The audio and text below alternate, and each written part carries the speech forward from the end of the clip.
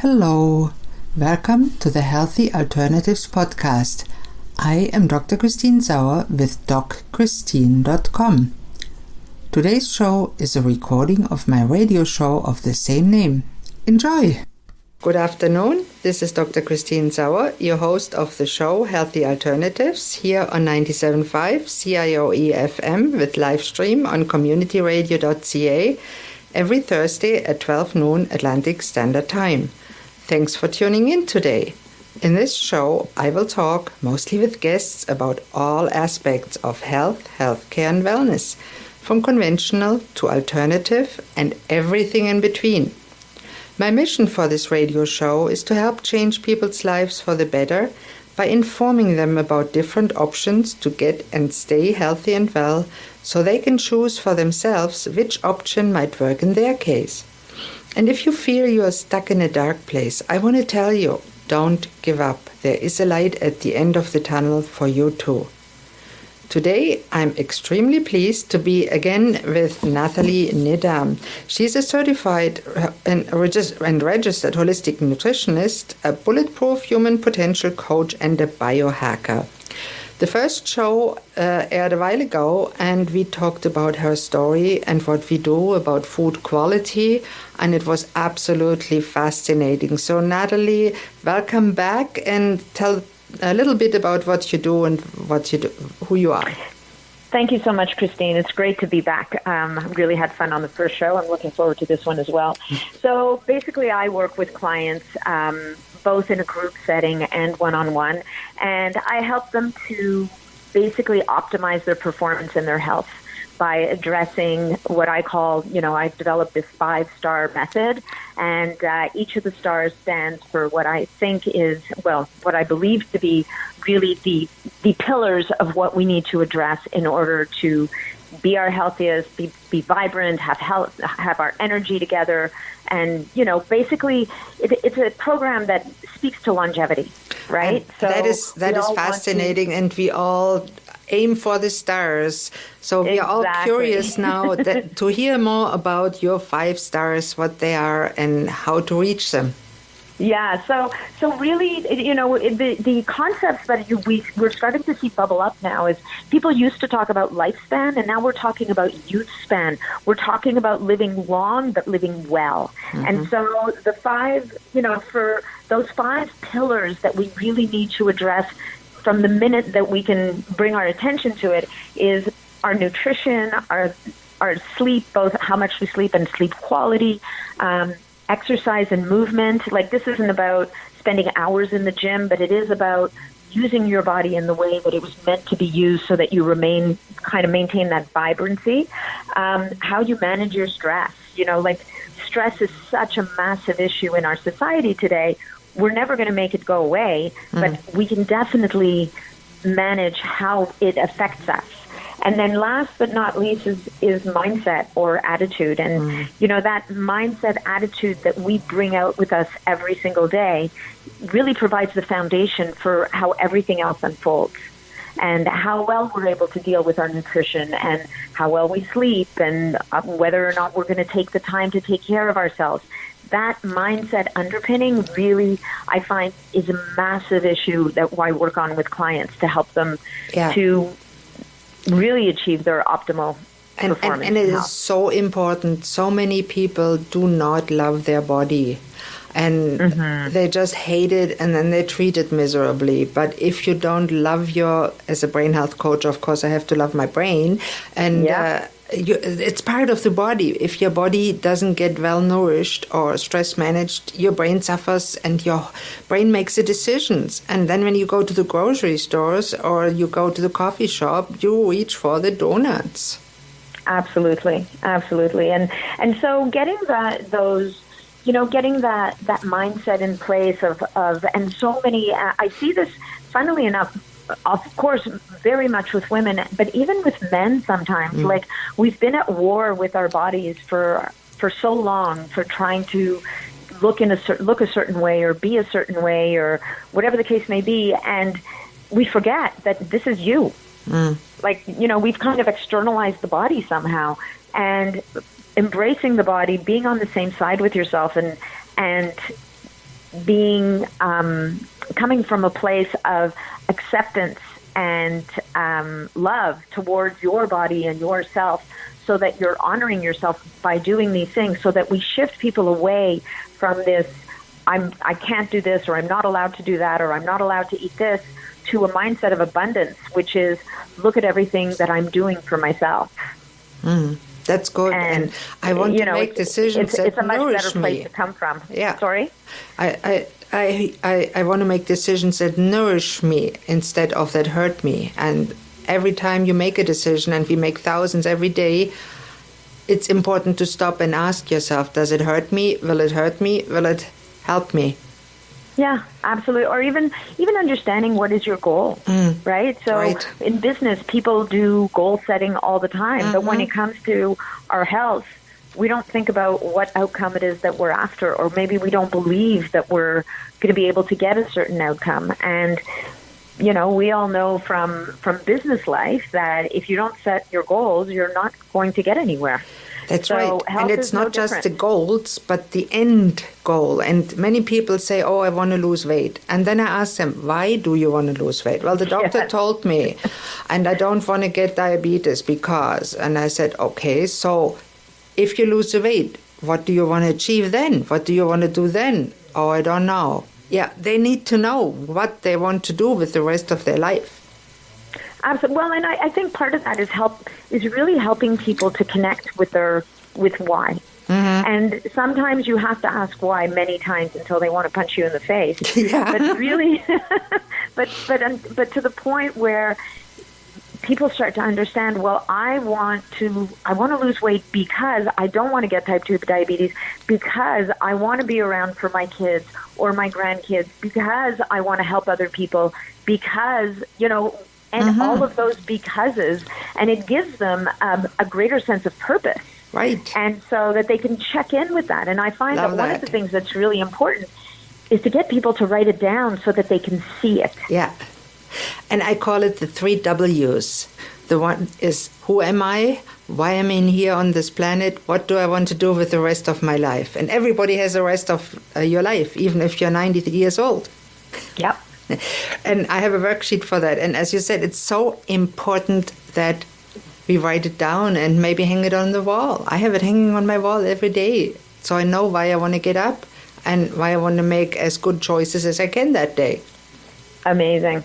And are there days when I make bad choices? Absolutely. We are just human beings. Yeah, absolutely. And helping people to understand that making a bad choice one day doesn't define you.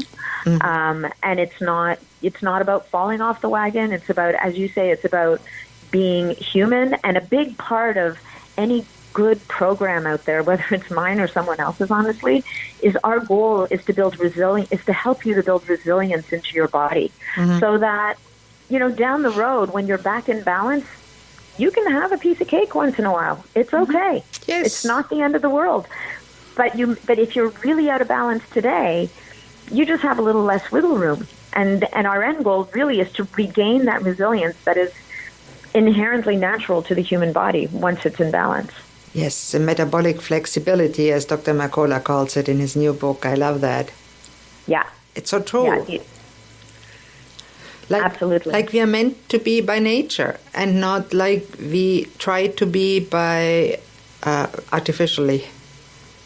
Absolutely. What we call culture really is not real culture. It's more survival of the wealthiest corporation.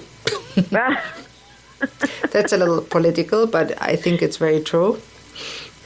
Yeah, I think that definitely when working with clients, it's important to just help them to get rid of, to your point, like get rid of the political stuff, get rid of the I should, I must, I need, and move into a space of really believing that you are worthy and that you deserve to be as healthy and as vibrant as you can be, and just getting down to the business of just making that happen and embracing change.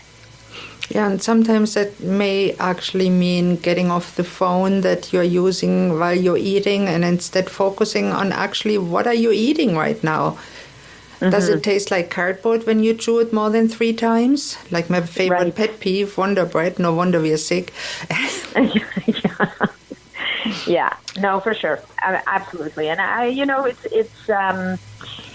it's interesting. I think that people sometimes we overcomplicate, and it does come down to simple things. But because we're caught in all these negative cycles, we just end up having to, undo a lot of the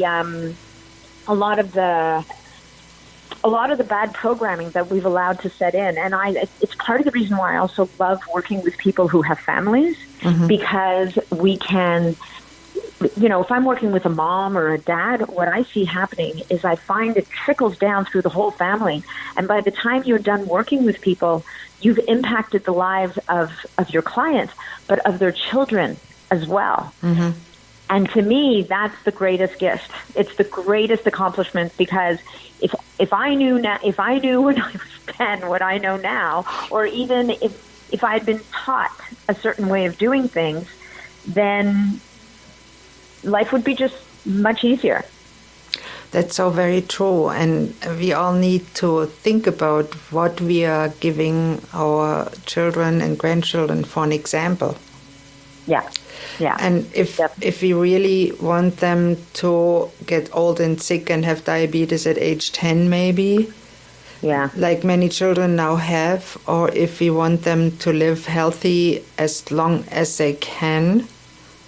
And I mean, we all dream about, we live healthy, and then one day it happens, it's our day, and we keel over and are dead. That's not how it's going to happen most of the time nowadays.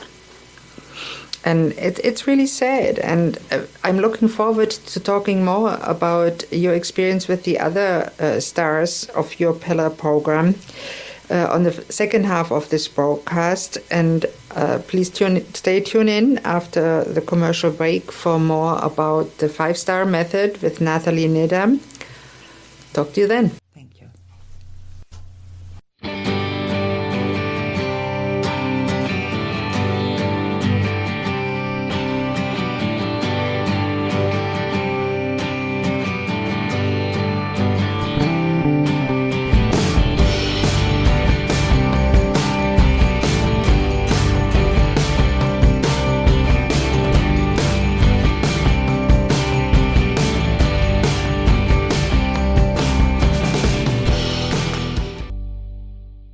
Hello and welcome back to Healthy Alternatives here on 97.5 CIOE FM or on the web at communityradio.ca.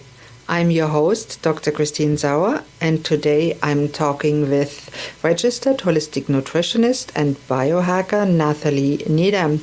And in the first half, we talked a little bit about the first of her 5-star methods, and I'm excited to have you back, Nathalie. Thank you, Christine. I'm excited to be back. It's so much fun. Great to be here. I enjoy talking to somebody that really knows what they're doing, and you seem to definitely know what you're doing. So talk a little bit more about the stars that we haven't talked about much. Okay, well, I think I don't even, so on the nutrition front, I'll go through them very quickly and just give you little bullet points. So on the nutrition front, what I think, again, is important for people is not to get stuck in dogma where I have to be, I have to be keto, or I have to be paleo, or I have to be whatever it is. It's really helping people to understand and to discover what way of nourishing their body is the best way for them. And it's going to depend on food sensitivities. It's going to depend on genetics. It's going to depend in some ways on their lifestyle, but really kind of letting go of any rules and really getting to understand what is best for their particular body. On the sleep front, so often people I find they've got dysregulated sleep, or they don't, as a culture, we don't value sleep. So getting our heads around the value of sleep, which is not just about being, waking up with energy. I mean, it's definitely about waking up with energy in the morning, but it's also getting your head around what really happens in your body while you're sleeping, and how that is the biggest piece of rejuvenation. And really, it's the most anti-aging thing you can do, is to get good quality sleep in sufficient amounts every night, and how, everything from lifestyle habits to food, like meal timing, without spending a dime, there's 1,000 things we can address to help people improve their sleep. Then we move into exercise and movement, and we lead these crazy sedentary lifestyles, and sometimes I even get a client in here who will do like 3 or 4 crushing workouts a week, but then the rest of the time they just sit. And so helping them to understand the value of maybe backing down on those crushing workouts a bit, doing a little less, but building movement into every single day so that they can just remain healthier longer. Like unfortunately, there's this whole thing that came out a couple of years ago that sitting is the new smoking.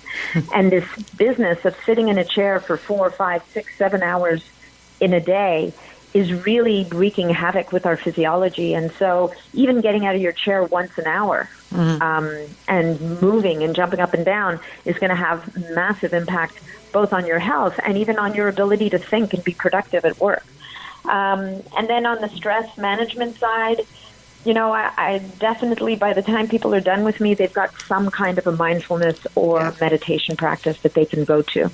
Absolutely. Because if we allow stress to run roughshod over our lives, which is what's happening to most people.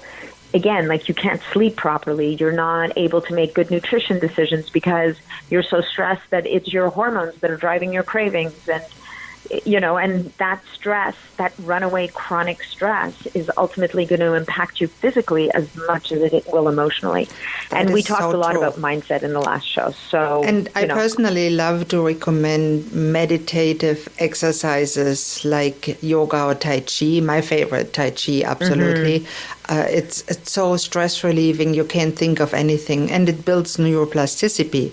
So that's nice too. So something like that too is often easier to start with for people than to just sit down and meditate, which they are so antsy nowadays that they can't. Yeah. Well, I think that, and part of that is really just understanding what's going to resonate for the individual, right? So for some people, like for me, I started meditating by using a piece of technology called a Muse headband. Yep. And for me, it gamified meditation. I was always a person who said, I can't meditate. There's no way. I'm way too restless. I'm too busy. I got that, blah, blah, blah. And it's the one thing that allowed me to get my head around sitting and being still. I've now evolved beyond the Muse headband into a practice where I've developed a practice of my own where I can sit quietly for 15 to 20 minutes at a time. But it was a process. For some of my clients, it's downloading an app on their phone and just breathing for 2 or 3 minutes. Right. Or it doesn't have to be a big 20-minute or half-hour, hour-long process. The yoga is amazing for a lot of people, but I think it's very important that people have something that they can access without going anywhere. Yeah, so important. And they can do any exercises at home, any movement, any practice that they can do at home. Yeah, I love that idea too. It's so important. And mindful eating, we are so used to just wolf it down when we watch TV. Absolutely. There's a really interesting study that was done. I read about it a couple of years ago, or maybe a year ago now, and they took 2 groups of people, and the 2 people ate the exact same meal, but one group ate their meal in front of a computer screen, and the other group ate their meal outside in natural light. And do you know, Christine, that the people who ate in front of the blue light screen, which is artificial light, actually had a higher glycemic response to the exact same food as the people who were eating outside in natural light? Yeah, I can imagine. Yeah, that is fascinating. Right? And so even light. Yeah, even when they eat the same, it's the same. It's different. And of course, when you eat in front of the TV and you just wolf it down, you eat more than you otherwise would eat too. Oh, yeah. Because you don't notice when you're full. You just keep on chucking the chips or ice cream or whatever's your favorite food when you snack at night, which you shouldn't do anyway. No.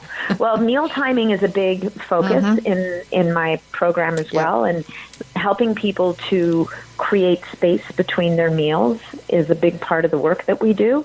And that, of course, involves eating nutrient-dense meals that have the right proportion of, fats and carbs and proteins in them, which will vary from person to person.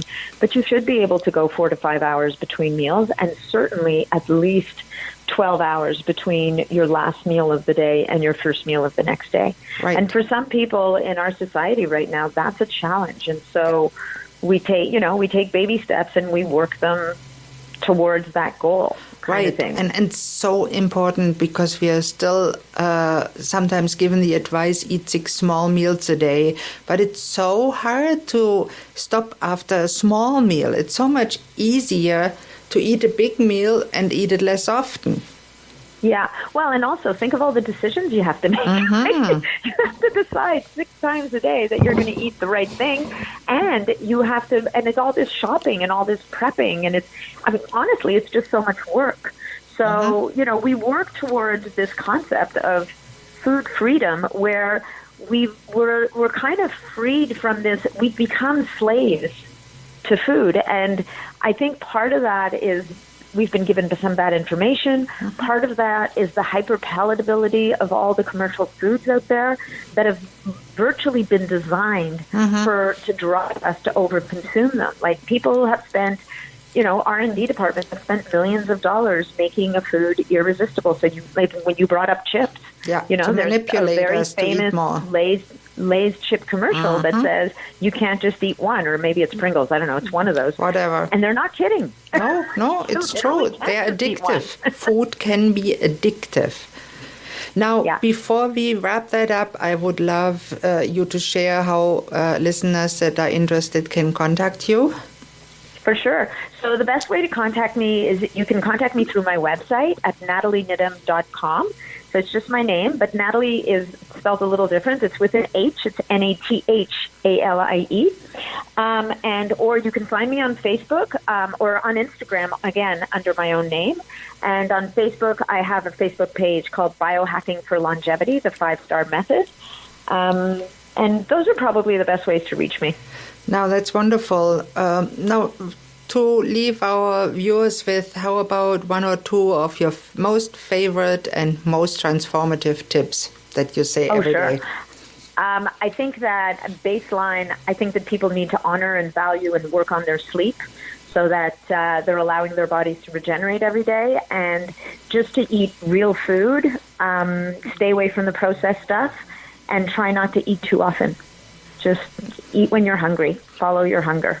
Now, that's really good advice. And if you integrate it with the other pillars that you mentioned, like movement and stress relief, and that will work to improve your life, improve your health, and make your goals, once you realize what your real goals and purpose of life is, make it come true.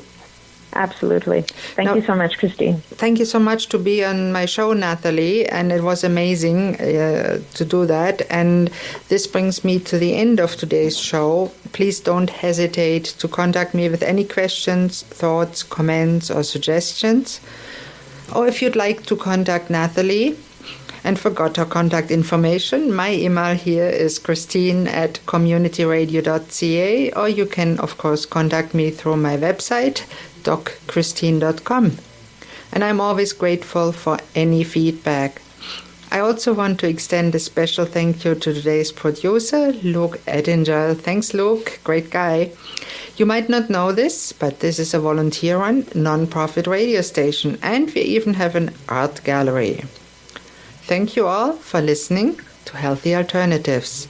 I'm your host, Dr. Christine Sauer. Tune in next Thursday at noon on 97.5 CIOE FM Community Radio, with live stream on communityradio.ca for the next episode. Goodbye and have a great day.